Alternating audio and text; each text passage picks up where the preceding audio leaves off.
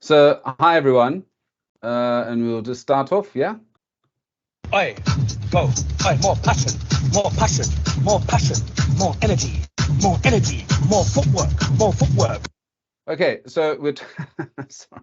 So we're talking about teaching digital marketing at the speed of TikTok, and I'm talking as a digital marketing lecturer in Norway, and obviously everyone has a mobile phone, everyone's connected to the internet, and I deal with a lot of students who are in this TikTok generation.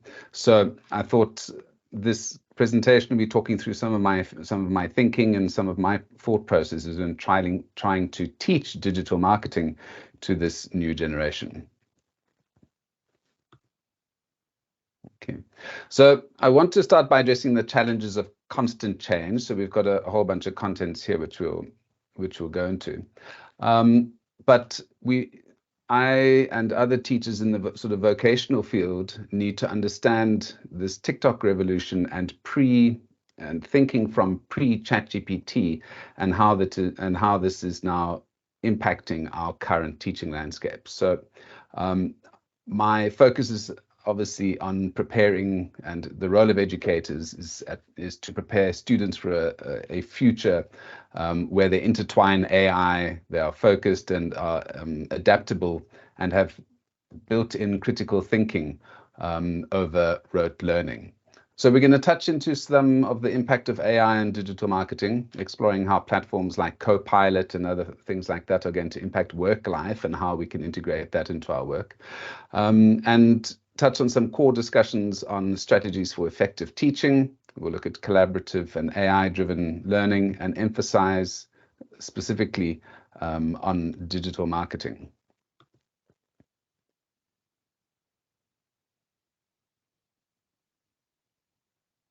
Okay. So I just want to go back quickly into the historical context of why this TikTok generation of students is important.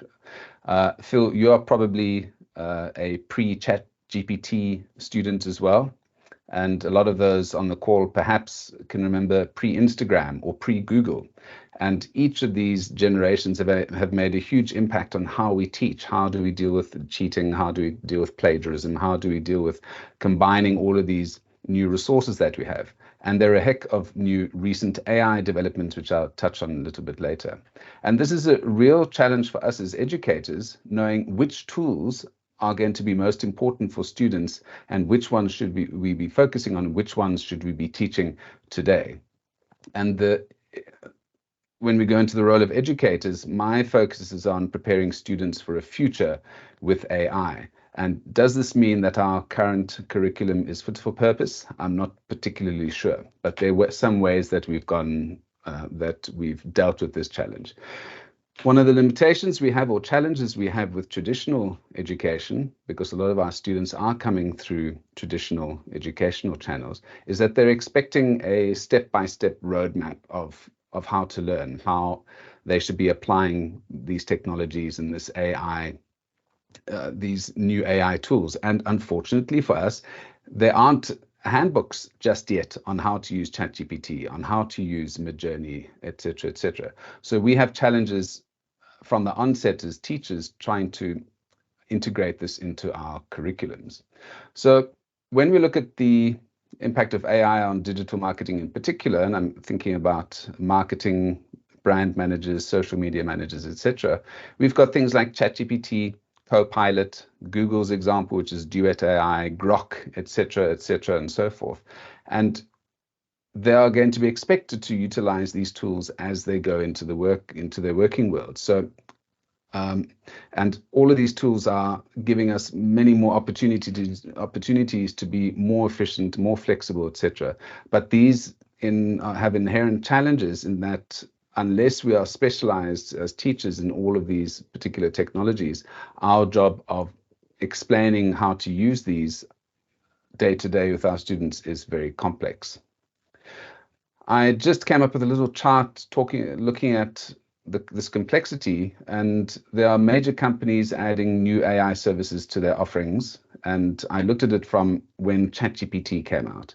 And if you look at the tools that we use, such as Canva, Adobe, Descript, Riverside, Runway, ML, Midjourney, HubSpot, etc., just since the introduction of ChatGPT, we've got an enormous amount of new technologies, Magic Studio, we've got the Adobe Experience Cloud, we've got new AI voices, etc., text-based editing, etc., etc. How on earth, as teachers, can we learn each of these platforms and make a good general digital marketing student? And we'll touch on that. We'll touch on that now. So there is currently a technology curriculum gap. And this means that we need to integrate all of these new technologies, well, as many of these new technologies as possible into our teaching. And how I do this is by trying to link fundamentals of marketing to this new technology. So we look at things like customer journeys. We look at, especially I take customer journey throughout my entire course and apply all of these new technologies into that. But there are also things such as HubSpot, which I'll touch on now. The most effective way we found for students to really grasp these new technologies is by collaboration. So real world digital marketing scenarios. So we get them to do actual work right now, as opposed to theoretical exercises. We get them to create Facebook posts. We get them to use Canva. We get them to use these technologies and integrate the learnings as they go along. And the most important thing here that I try and teach them is how to prompt AI effectively. When we are trying to find all of these, how to utilize or bring in these technologies into our teaching, HubSpot, some of you might cringe, but HubSpot is one of the channels that I use quite a lot, because HubSpot uses this in two ways. One, because they've got an AI-driven platform, and two, they're trying to generate, so in one sense, they're trying to educate their customers to get best value out of the platform. Secondly, they're trying to draw people in who want to use these technologies. So their SEO, their understanding of the latest terms, the latest ways of integrating AI into digital marketing, HubSpot has it. So I use it as a resource because they have folks from all around the world, or the best in class, generating content for them. And so is Google, so is Microsoft, etc. So if I can conclude quickly, it's all about the big picture principles when we're talking about digital marketing, not the latest shiny object. So there's going to be there's ChatGPT 4, ChatGPT 4.5, there's Grok, there's a whole host of new technologies coming out. And there's always going to be a shinier new version. So it's impossible for us to try and cover these all. It's like trying to catch Pokemons, impossible. So our job here is to show students that there are some marketing fundamentals, the big timeless truths that don't necessarily change, such as the customer journey, so that even when the next big thing hits the scene, it is still overlaid on these fundamentals. So we're teaching them to be savvy explorers who can pick up any tool and say, I've got this.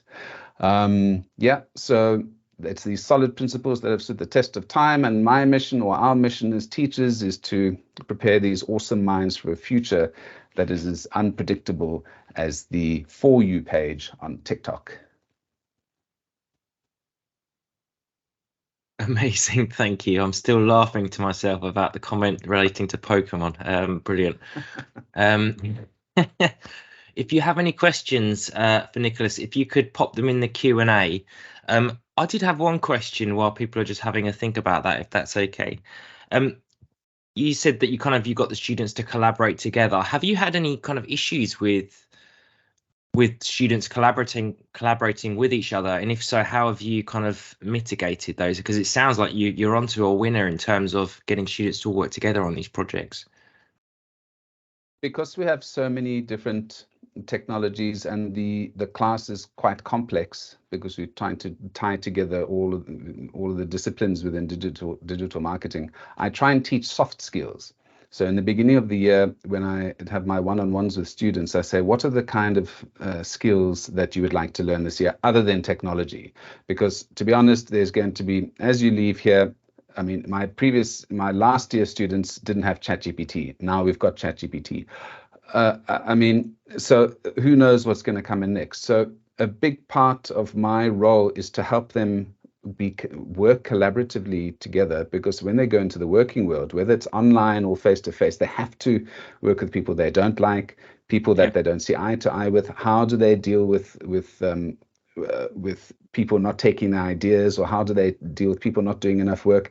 These are real life skills. I haven't solved it, but I use it as a little petri dish to get them to experience. Okay, they come to me and say, this person's not doing their work, or they don't listen to me. I say, okay, use this as a safe space for you to try out techniques. Try it now, try something. If it fails, it's okay. Nobody here is going to hate you.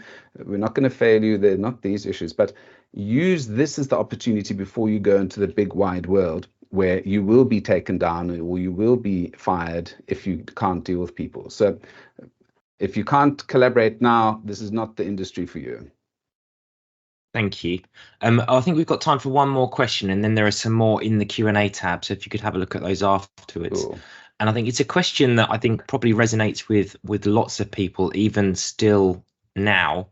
And it's kind of, do you have any advice on how module leaders can teach students about how best to use AI when many don't understand it themselves?